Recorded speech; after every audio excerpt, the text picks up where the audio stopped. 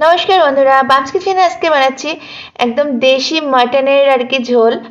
তো মাটনগুলোকে ধুয়ে রেডি করে নিয়ে নেওয়া হচ্ছে, আর মাটনে একটু আলু দেওয়া হবে, সেজন্য আলুগুলোকে একটু প্রথমে ভেজে নেওয়া হচ্ছে।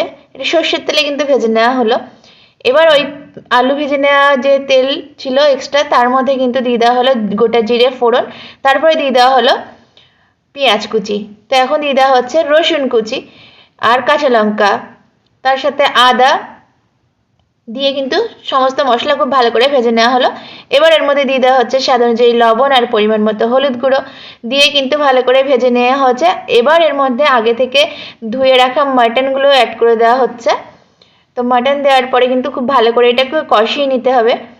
তো এখনও কিন্তু বাটা মশলা অ্যাড করতে হবে। তো এখন দিয়ে দেওয়া হচ্ছে জিরে আর মরিচ বাটা, গোলমরিচ যেটা কালো গোলমরিচ সেটা, আর তার সাথে দিয়ে দেওয়া হচ্ছে 1 চামচ পরিমাণ ধনে গুঁড়ো। তো এবার ভালো করে কিন্তু সমস্ত মশলার সাথে মাংসটাকে কষাতে হবে। আর কষাতে কষাতে দেখবেন যে সুন্দর একটা মানে তেল তেল ভেসে উঠেছে, তখন কিন্তু জল অ্যাড করে দিতে হবে। তো জল অ্যাড করে দেওয়া এখানে হয়ে গেছে। তো এখন কিন্তু আধ ঘন্টা মতো এটাকে ফুটতে দেবো, আর লো ফ্লেমে ঢাকা দিয়ে কিন্তু এটাকে কিছুক্ষণ সেদ্ধ করে নেওয়া হচ্ছে।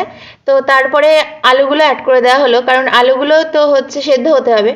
তো আলু আর মাংস ভালোভাবে সেদ্ধ হয়ে গেছে। তো নামানোর আগে এখন গরম মশলা অ্যাড করে দিয়ে গ্যাসটা কিন্তু অফ করে দেওয়া হচ্ছে। এটা বাটা গরম মশলা দেওয়া হয়েছিল। এখন কিন্তু রেসিপিটা কমপ্লিট, আর আপনাদের কেমন লাগলো অবশ্যই কিন্তু জানাবেন কমেন্ট করে।